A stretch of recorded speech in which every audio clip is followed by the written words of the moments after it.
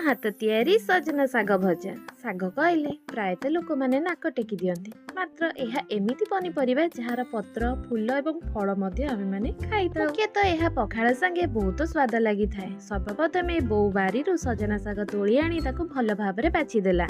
तापरे पानी कखारु चुने काटी ताकू चुना चुना खंड करी पानी रे भल भाबरे धोई कड़ेई रे स्वाद अनुसार लूण हळदी देई 5 मिनिट मीडियम फ्लेम रे ताकू सिझाई देला। तापरे सेथिरे बचाइथिबा सजना साग को पकई आउ 5 मिनिट मीडियम फ्लेम रे सिझाई देला।